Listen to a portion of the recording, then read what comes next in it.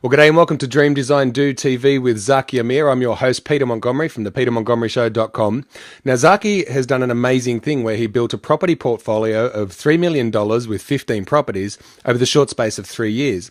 Now, the amazing thing is he did this with a low startup capital. So, Zaki, I understand, you go to auctions for yourself and for your clients to bid on properties. Just wondering, do you have any tips for people on how to bid at auctions?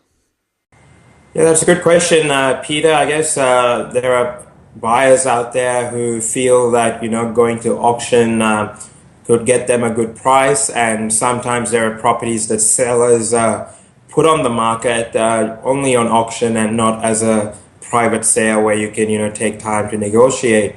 Now, I think the part to remember is that it's important to know whether you're going to auction to bid on an investment property or whether you're going to bid at a property that is for you to live in. Because if you're going on a property that you're going to be living in, then there's going to be this emotional attachment to the property. But at the same time, if you're an investor and if you're a savvy investor, you'd be very unattached to the investment and only look at the numbers. So I believe if I was to combine both of them, saying even if you're bidding on a property that you're going to move into, or if you're bidding on a property that you're going to invest, the most important part is to have your maximum bid price set. So you want it to be a clean price, and it shouldn't ever go up by a cent. Whether you feel like it emotionally on the day when the auction's happening, that's what you should stick to.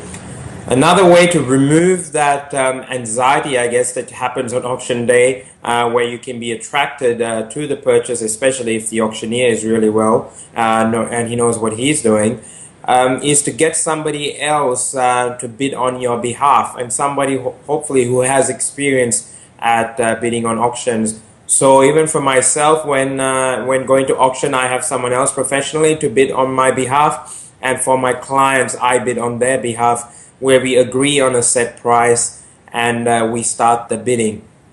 The other most important part when it comes to auctions, as you might know, is that it's an unconditional sale, which means you can't just pull out of the deal, quote unquote, as opposed to if you were buying it as a private sale. And so it's very important to have your finances organized to make sure that you're approved and that you have a good cash in the bank, let's just say, or equity, just in case the property does not value and you need to put in some surplus funds in case the valuation comes shortfall because the purchase price you paid was a little bit more than what the banks were willing to provide for it.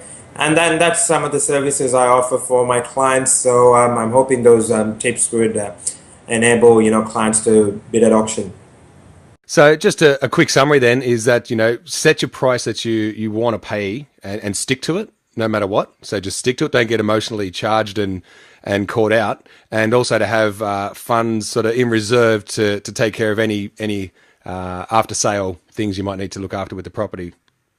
That's right, Peter. And also, if you can get someone else professionally or someone else who's got experience in auctions to bid on your behalf, that'll be very viable for the buy. All right, thanks so much, Zaki. I look forward to catching up next week.